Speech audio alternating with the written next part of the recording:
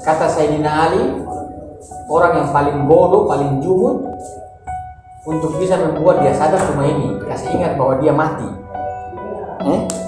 Kata Sayyidina Ali begitu, bahwa orang yang paling jumut, paling tolol itu kalau memang dinasihati tidak pernah sadar, cukup saya kasih tahu dia bahwa mati itu nyata.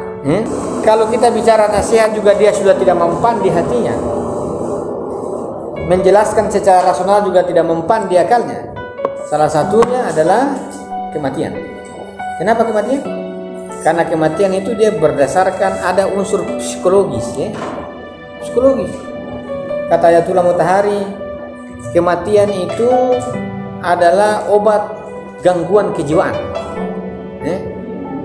Kalau orang-orang yang nihilisme, orang-orang yang tidak jelas arah hidupnya, itu perbanyak ingat mati.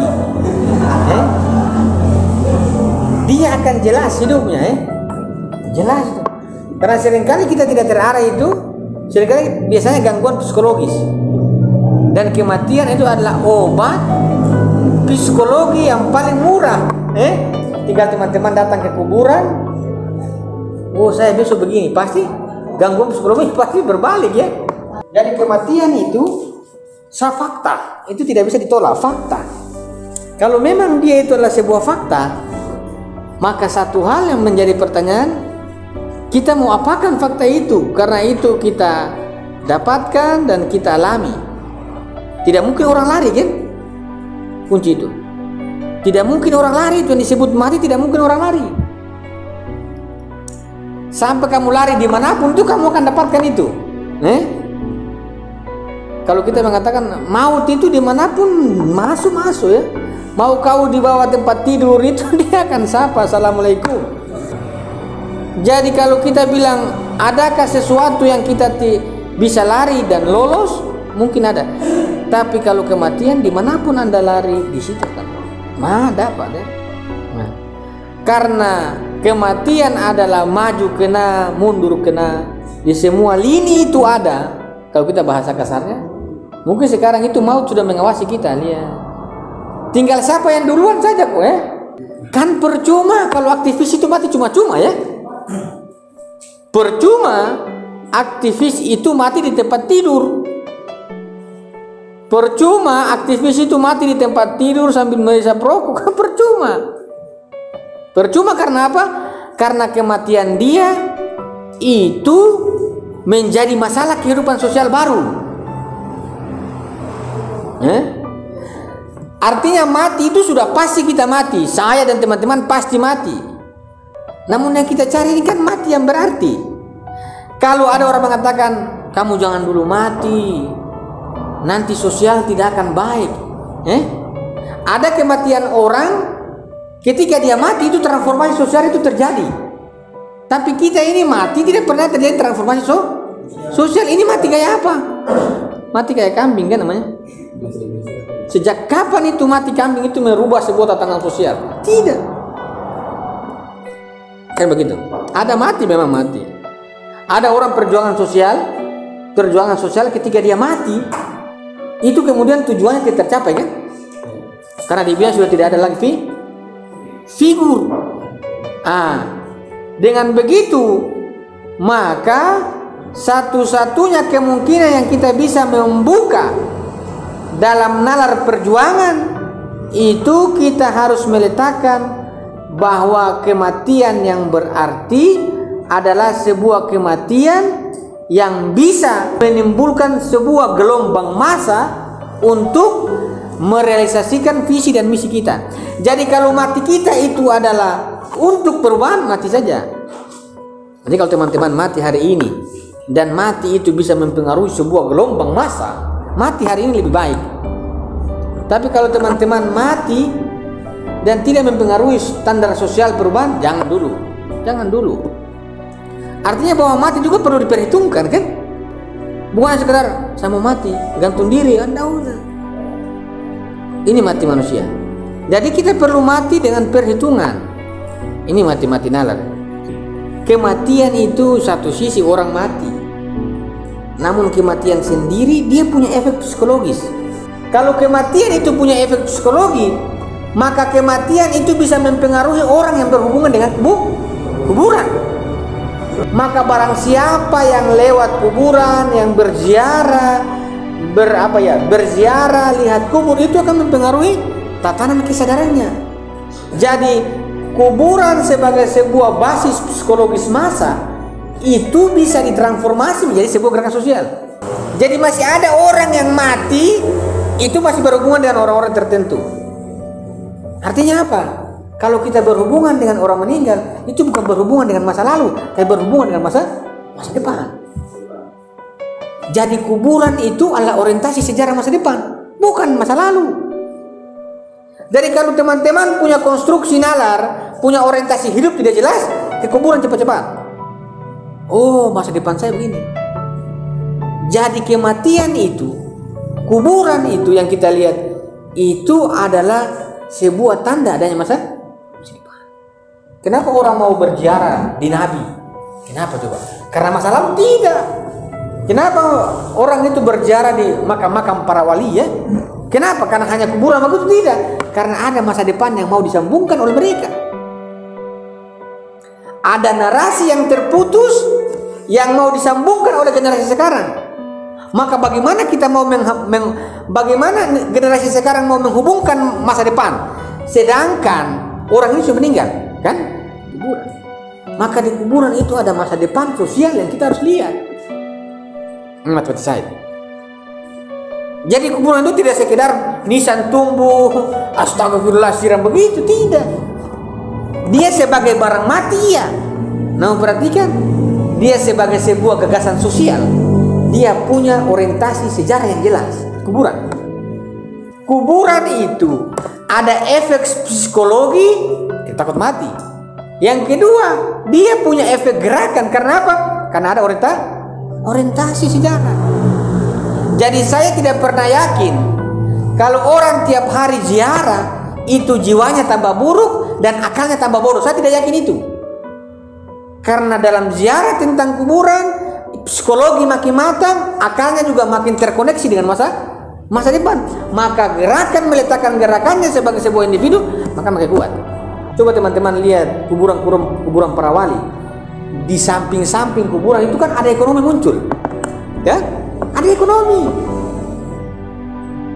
Kita hidup di rumah kita tidak ada ekonomi muncul. Ya, sebenarnya yang mati siapa? Kalau para wali kuburannya di samping mungkin 50 meter dari itu ada ekonomi, orang jual apa tasbih kan? Artinya menghidupkan masyarakat. Makanya kenapa orang-orang yang memiliki watak hegemoni itu seringkali takut di dalam kuburan-kuburan orang-orang yang berpengaruh, karena dia akan menghidupkan massa. Makanya mau diputuskan rentetan narasi sejarah dengan kuburan itu diputuskan supaya generasi sekarang tidak ingat lagi masa depan. Dengan begitu anjloklah budaya. Cara memutuskan generasi dengan masa depan itu larang orang pergi ziarah kubur. Selesai itu, generasi masa depan hilang.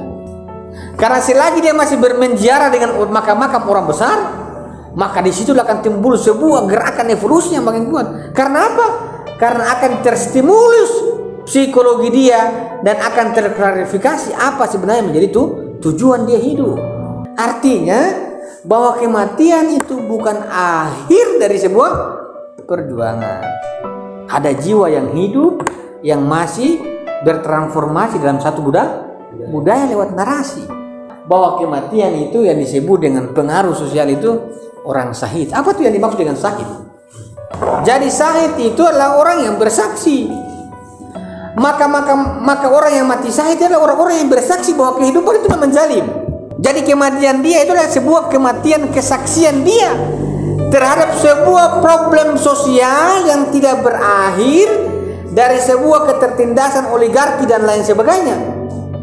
Maka kematian itu menjadi saksi kenyataan. Kalau kematian syahid itu menjadi saksi, bangkit dan bersaksi, maka mati syahid bukanlah sebuah kepunahan. Kalau dia bangkit dan bersaksi, apa yang disaksikan? Kalau dia adalah bangkit dan bersaksi, tentu dia bangkit, dia bersaksi terhadap apa yang dia saksikan. Dan salah satu bentuk kesaksian adalah kesaksian terhadap manusia yang berdiam diri pada sebuah ketertindasan yang akut. Artinya bahwa kita ini senantiasa diam terhadap ketidakadilan. Kita sudah tahu bahwa ini zalim, tapi kita berdiam diri. Kehidupan manusia demikian inilah yang akan menjadi saksi bagi orang-orang yang. Tapi kalau kita sahid, maka saya akan menjadi saksi bahwa kalian ini munut tidak jelas, Tuhan tidak jelas, memang munut, betul-betul tidak jelas. Karena mereka adalah saksi dari tindakan kita. Bahwa kita ini adalah orang-orang yang memutuskan sejarah kemanusiaan. Sejarah kemanusiaan. Karena kita ini memutuskan, maka harus jelas dalam teori gerakan sosial pasti ada saksi. Kalau kita punya tindakan, perhatikan. Kalau kita punya tindakan itu tidak ada yang menyaksikan, tindakan kita tidak berguna. Misalnya teman-teman berbuat baik, tapi kalau tidak ada yang saksi, tidak berguna. Maka dalam teologi mengatakan Tuhan itu selalu melihat, kan? Selalu melihat bahwa orang berbuat baik, berbuat buruk. Dia menyaksikan, makanya berguna itu tindakan. Tapi dalam teori sosial, yang menyaksikan itu adalah orang-orang yang sahid. Maka tindakan kita itu dinilai berguna. Kalau tidak ada kesahidan, maka tindakan gerakan sosial itu tidak bernilai karena tidak ada yang menjadi saksi. Ini kesahidan. Jadi kenapa kita disuruh menjemput yang disebut dengan kesahidan? Karena kita mau diletakkan dalam sebuah kesaksian atau juru-juru kunci untuk menyaksikan sebuah kebiadaban manusia yang masih hingga hari ini ataupun ke depan itu adalah sebuah kondisi sosial yang tidak berubah. Ini kesahidan. Jadi kita tidak bisa meletakkan bahwa kesahidan itu adalah kepunahan, tidak. Dia bangkit dan bersaksi. Maka kata Alisariati, kesahidan itu dia mengandung dua pesan, darah dan air mata. Namun kematian mati syahid adalah pesan air mata yang terus berlanjut, darah yang terus mengalir. Sosial. Maka dalam diri manusia itu kekuatan itu yang paling kuat, darah dan air mata. Maka perbanyaklah menangis. Tapi menangis itu tangis yang kebaikannya, bukan tangis keburukan. Tangisilah kebaikan, maka darah akan menghancurkan keburukan. Jangan tangisi keburukan, maka darah akan menghancurkan kebaikan. Maka tangisilah kebaikan karena banyaknya keburukan, maka darah pasti akan menghancurkan keburukan. Jadi orang-orang yang syahid, dia akan memberikan dua titah besar, yakni air mata dan darah. Jadi orang-orang yang baik, orang-orang yang baik akan tertarik, namun orang-orang yang buruk akan terlempar.